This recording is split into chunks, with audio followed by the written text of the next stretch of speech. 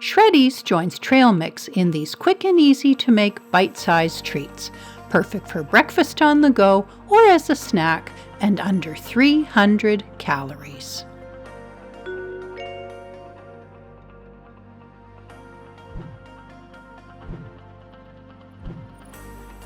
I've gathered everything I'll need to create my Shreddies Trail Mix Bites. Shreddies original cereal, dried mango, sunflower seeds and dried currants, sesame seed paste, walnuts, pumpkin seeds, dried cranberries, almonds, cinnamon and vanilla extract, 3 eggs, and the kitchen equipment required for this recipe. The star of this recipe is the Shreddies cereal. I'm pouring the Shreddies into my large mixing cup equal to 3 cups.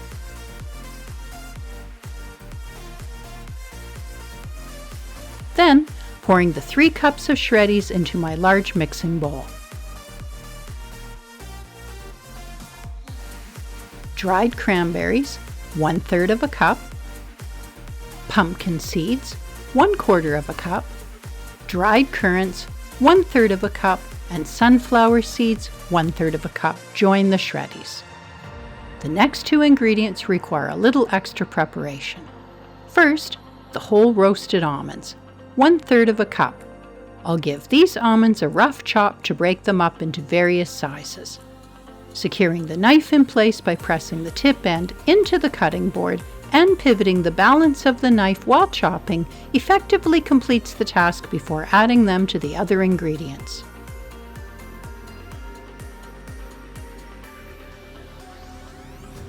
The walnuts are next. 1/3 of a cup. Once again, a rough chop, and into the mixing bowl with the other dry ingredients they go. With the dry ingredients combined and ready, it's time to grab the food processor's mixing bowl for the balance of the ingredients. The preparation of the dried mango is first. I'll be preparing the entire bag of dried mango, 120 grams. The food processor's blade will process the dried mango into a pulp, but to increase the consistency of the pulp into a smoother result, chopping the dried mango slices is necessary. As you can see, the dried mango is sticky and clings to the knife. Patience and perseverance helps to get the job done. A rough chop will do.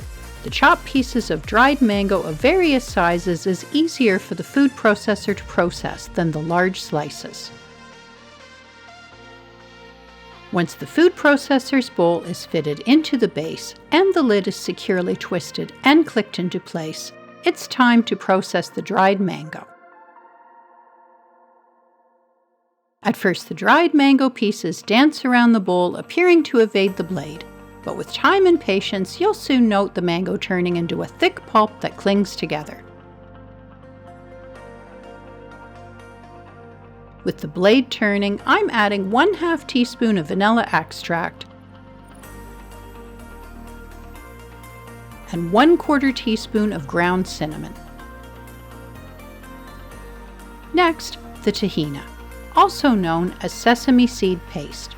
I keep tahini in my home as a staple ingredient for a number of recipes I make, but if this is not an ingredient you have on hand, you can always substitute with an equal amount of almond butter.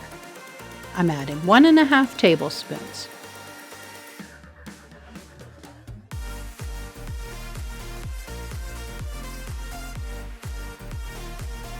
This mixture is quite thick, and the processor is struggling to blend in the tahini. See? The tahini has remained unmixed at the bottom of the bowl.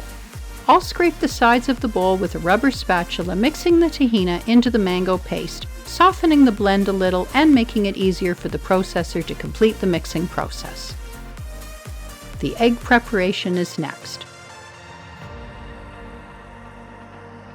I'm arranging these small bowls so I can separate the eggs. 1 bowl for cracking the eggs, 1 for collecting the shells,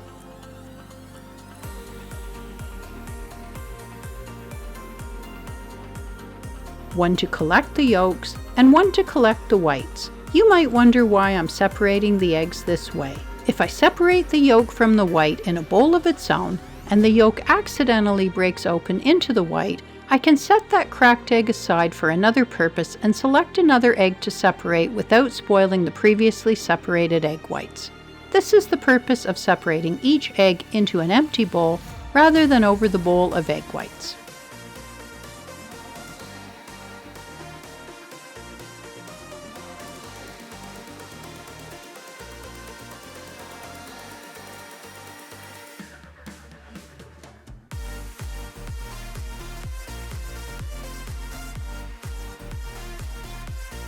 This recipe requires the use of only the whites.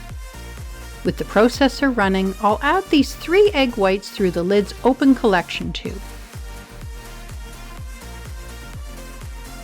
Process for a few minutes, scrape down the sides and incorporate the mango paste blend,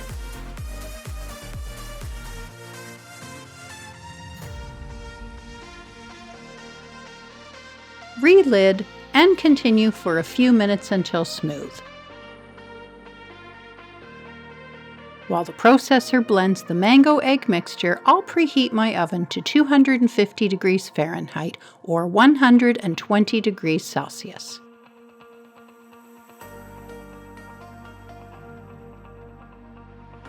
After a few minutes, the mixture is smooth and ready to add to the dry ingredients with a little help from the rubber spatula.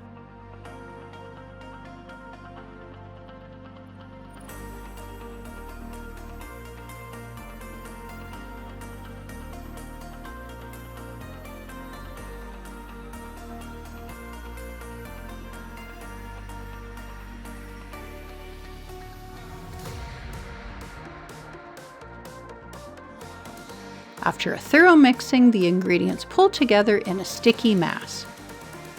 I'm grabbing my 24-cup mini cup muffin baking tray for the final step before baking. As I spoon some of the mixture with a kitchen tablespoon, you'll notice that the mixture remains crumbly yet somewhat sticky. I'll continue spooning the mixture evenly into all 24 mini cups.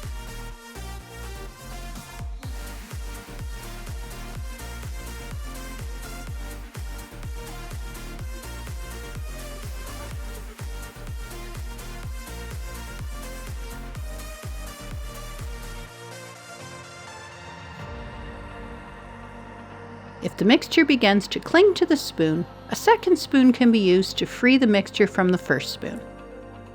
After all 24 mini cups are filled, I add the remaining mixture to top up the cups evenly. Now that all 24 mini cups are filled, they're ready to bake. None of these ingredients require baking except for the raw egg whites. But I'm baking these Shreddies trail mix bites for 2 reasons.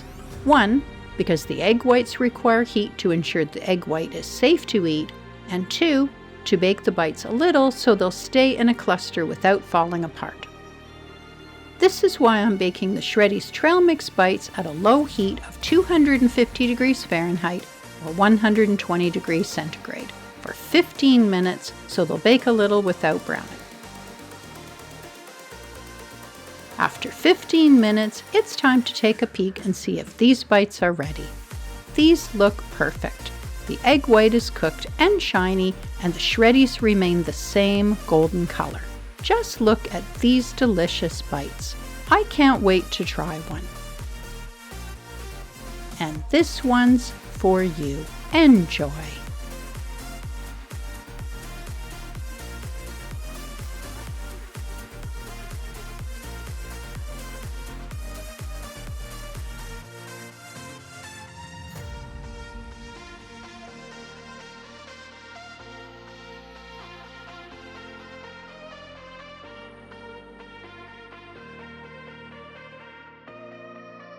Thanks for watching. Please subscribe and click the notifications bell to get all the latest under 300 calories recipes.